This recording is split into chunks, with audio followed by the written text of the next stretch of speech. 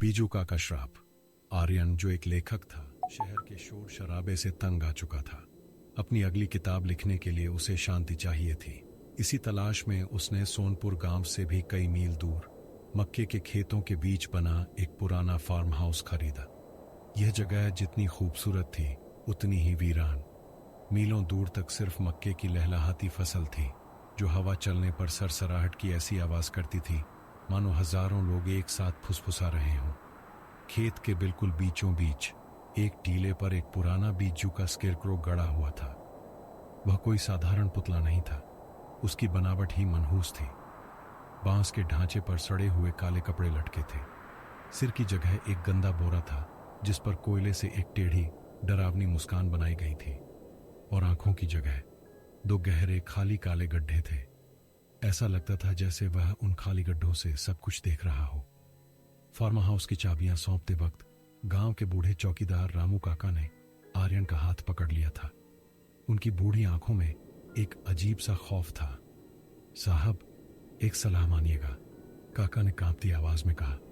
सूरज ढलने के बाद घर की खिड़कियां बंद रखिएगा, और चाहे कुछ भी हो जाए उस बीजूका के पास मत जाइएगा। वह सिर्फ पक्षियों को डराने के लिए नहीं है, वह किसी और चीज को खेत में रोके रखने के लिए है। आर्यन ने हंसते हुए अपना लैपटॉप बैग कंधे पर टांगा। काका, आप लोग भी ना कहानियां बहुत बनाते हो। वह बस लकड़ी और भूसा है। पहली 2 रातें शांति से गुजरी, लेकिन तीसरी शाम जब आर्यन अपनी बालकनी में बैठकर चाय पी रहा था, उसे कुछ अजीब महसूस हुआ। सूरज ढल रहा था और खेत में लंबी परछाइयां बन रही थीं। आर्यन की नजर बीजूका पर पड़ी। अजीब है, आर्यन बड़बड़ाया। सुबह जब मैंने देखा था तो इसका चेहरा पूरब की तरफ था। अब भी है, सीधे मेरे घर की तरफ घुमा हुआ है। उसने सोचा शायद तेज हवा से घूम गया होगा, लेकिन अगली सुबह खौफ ने पहली दस्तक दी। आर्यन जब सोकर उठा और खिड़की से बाहर देखा तो उसके हाथ से कॉफी का मग छूट गया। बीजूका अब खेत के बीच में नहीं था। वह खेत के किनारे घर के गार्डन की बाड़ के ठीक पास खड़ा था। वह रातों रात 50 मीटर चलकर घर के नजदीक आ गया था। उसकी खाली काली आंखें सीधे आर्यन के बेडरूम की खिड़की को घूर रही थीं। आर्यन को गुस्सा आया। उसे लगा कि गांव के शरारती बच्चे उसे डराने की कोशिश कर रहे हैं। फिर गुस्से में नीचे उतरा और गार्डन में गया। जैसे ही उसने बीजूका को हाथ लगाया, उसे एक झटका लगा। वह पुतला सूखा नहीं था, वह गीला और गर्म था, जैसे उसके अंदर ताजा मांस हो, और उसे सड़े हुए मांस की भयंकर बदबू आ रही थी। आर्यन ने उसे उखाड़ा और घसीटते हुए वापस खेत के बीच में ले जाने लगा। घसीटते वक्त उसे बीजूका के पेट के अंदर से एक आवाज सुनाई दी, कड़क कड़क, जैसे सूखी हड्डियां टूट रही हों, और फिर एक धीमी कराहने वाली आवाज, घर मेरा है। आर्यन का पसीना छूट गया। उसने पुतले को वहीं पटका और भागकर घर आ गया। उसी रात मौसम अचानक बदल गया। मूसलाधार बारिश और तूफान ने फार्म हाउस को घेर लिया। बिजली चली गई थी। पूरा घर अंधेरे में डूबा था। बस बिजली की कड़कड़ाहट से कभी कभी रोशनी हो जाती थी। रात के 12 बजे थे।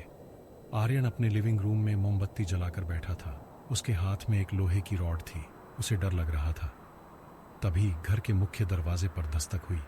ठप ठप ठप। आर्यन उछल पड़ा। इतनी रात को इस तूफान में कौन आया होगा? कौन है? वह चिल्लाया। कोई जवाब नहीं। बस दोबारा दस्तक हुई, इस बार तेज।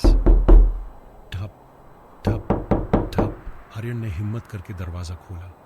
बाहर कोई नहीं था, सिर्फ बारिश और अंधेरा था।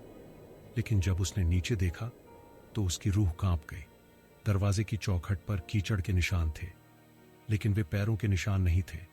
वे गीले भूसे और लकड़ी के घिसटने के निशान थे, और वे निशान बाहर नहीं जा रहे थे, वे अंदर आ रहे थे। निशान लिविंग रूम से होते हुए सीढ़ियों की तरफ जा रहे थे।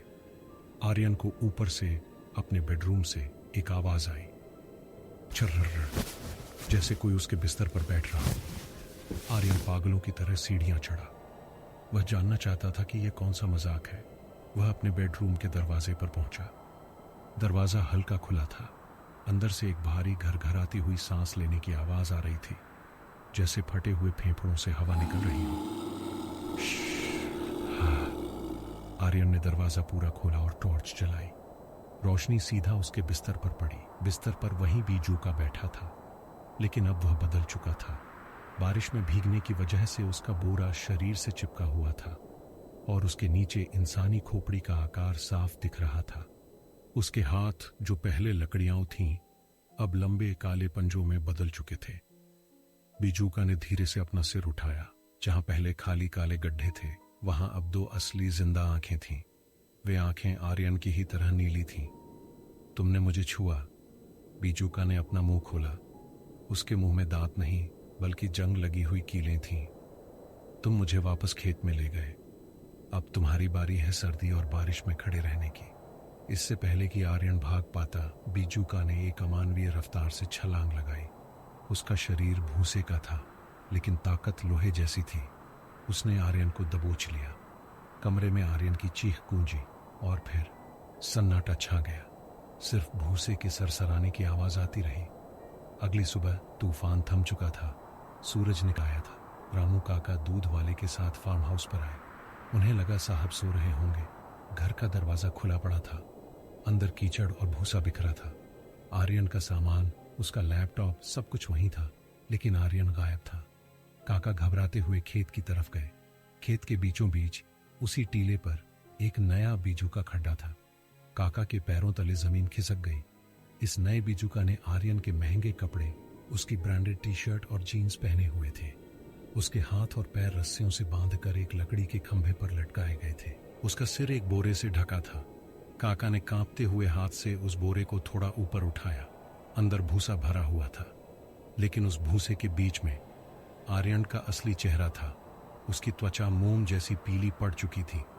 उसका मुंह सिरा हुआ था, लेकिन उसकी आंखें जिंदा थीं।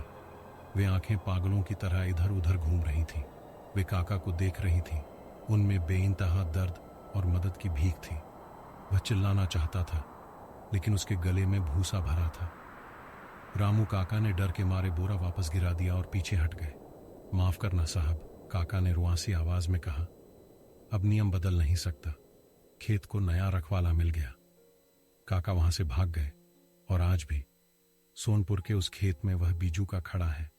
वह हिल नहीं सकता, बोल नहीं सकता, बस अपनी जिंदा आंखों से आते जाते लोगों को देखता रहता है, इस इंतजार में कि कोई आए, उसे छुए और उसकी जगह ले ले।